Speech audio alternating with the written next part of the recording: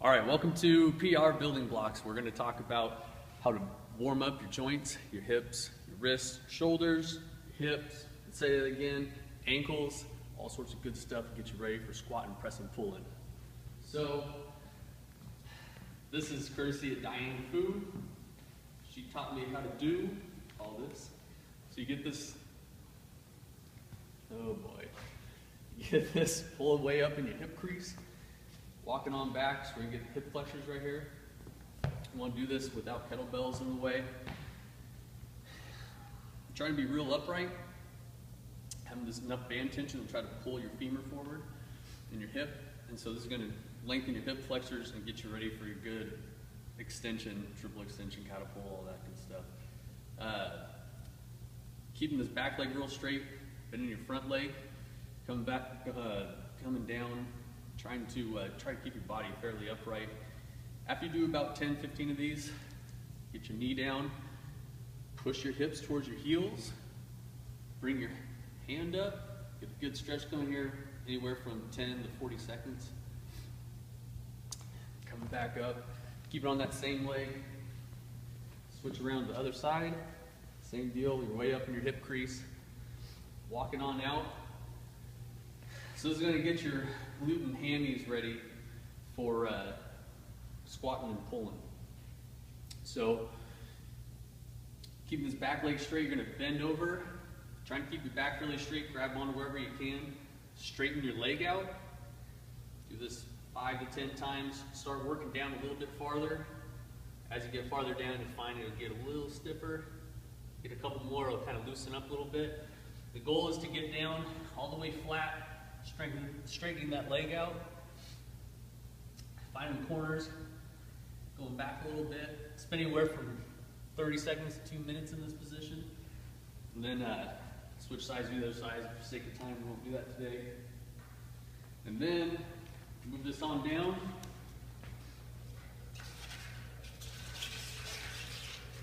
So we'll do wrists real quick. We're getting into a better front rack. If you notice here, if you ever do it and you do front squats, thrusters, cleans, all that stuff, you find that sometimes your wrists get a little tight, start hurting. So this is one way to kind of help with that. So get this band on your wrist, get a good oomph coming out. You want to try to make your elbow pits come forward, so lock your arm out, apply pressure right here, push your shoulder as far forward as you can while keeping your arm locked out, and keep following those fingers. Pinky finger, ring finger, middle, keep finding that. If you find that you're tighter this way, get a little bit extra there. After doing that for 30 seconds to a minute, switch it up. Then we'll hit some ankles right here. So get that right behind your shoe tongue. You gotta get a real big aggressive step. One way to help is not do stiff leg and try to drag it out. Pick your knee up and stomp. Helps a little bit. Coming down, get a kettlebell, nice and heavy. What we're trying to do here is increase your dorsiflexion. So if you have real tight ankles, it's going to hinder you from squatting. So if you can only bend your ankles this much, you're going to have to drop your chest down to squat, or you think you'll have to. So to get you in a nice upright squat position, keeping a flat foot, this kettlebell's putting weight on your knee to try to get your knee over your toe. As long as you're keeping a flat foot, it'll be okay, it's no big deal. Sitting here anywhere from 30 seconds to 2 minutes again. And same thing, kind of ease up a little bit. Whenever you're doing this, come around to the front real quick. You don't want to just sit here and do this kind of thing and not think about it and be lollygagging and head in the clouds. So knees either coming straight forward or going out just a little bit. So again, 30 seconds to 2 minutes, switch it up. So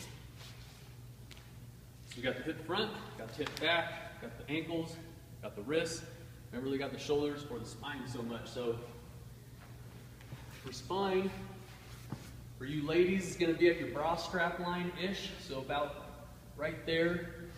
There's going to be a lot of tight spots, same thing with the men, but guys, I don't know if you wear bras or not, I don't. So anyways, when you're going, rolling, just come to like that upper part of your low back. Don't go in the low back. And come all the way up to your shoulders. Get a couple rolls. Turn to the side. So you're hitting the muscle going all the way along your spine. You can go down, roll low that way. Hit the other side. If you find some tender spots, like right there's for me, drop your hips down. Start doing a couple of reverse sit-ups. And hopefully after a couple you start loosening up a little bit. So one way, after you do that, 20 to 30 times up and down. Nice and loose.